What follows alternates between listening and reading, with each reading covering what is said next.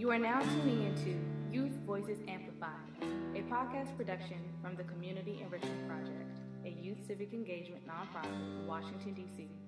Today's episode, Youth Mental Health, was hosted by Dominique Stewart and Aaliyah Santana. If you'd like to comment or connect with us, email us at info@thecepdc.com or check us out on Twitter, Facebook, or Instagram at THECEPDC. Thanks for listening. My name is Dominique Stewart. I go to Phillips. I'm studying psychology in the Black community and youth in the Black community.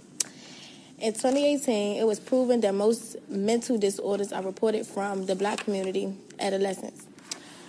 I personally studied and I discovered myself that mental disorders usually come from people and or adolescents that are closer to poverty or hostile environments. When I say psychology, what is the first thing that comes to your mind? Well, in the beginning of school year, my sister basically, lost her, not, through death or whatever, but, mentally, mental illness, and it hurt a lot. So what did they diagnose her with? Come to find out she was diagnosed with chronic depression.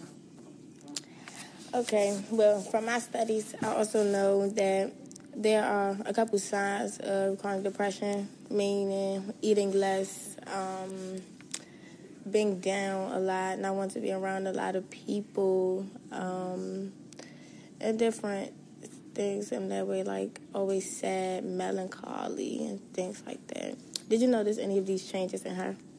Yeah. She became more distant,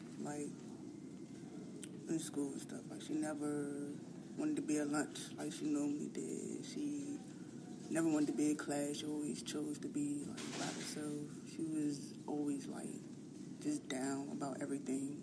But you know how it goes. I'm fine. There's nothing wrong with me. But in reality, it's when you know a person, you know they're going through something. So, yeah. Okay. Well, is she better now?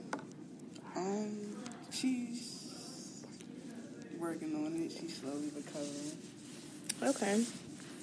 Well, I also noticed that earlier in the week, a UDC freshman committed suicide by the name of Isaiah Crawford.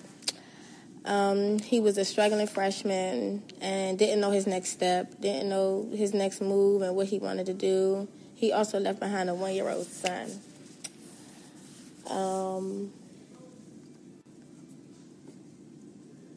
Basically, he wanted to take his own life through him not knowing what to do next, not knowing what he wanted to do, not knowing, if he was going to make it to see the next day, if he was going to have enough food for him and his son, or if he was going to have enough money to pay for certain things. How do you feel about mental illness in the youth Black community? I feel as though it should be acknowledged more and more taken care of, especially in places where poverty rates are higher in the neighborhoods and stuff like that.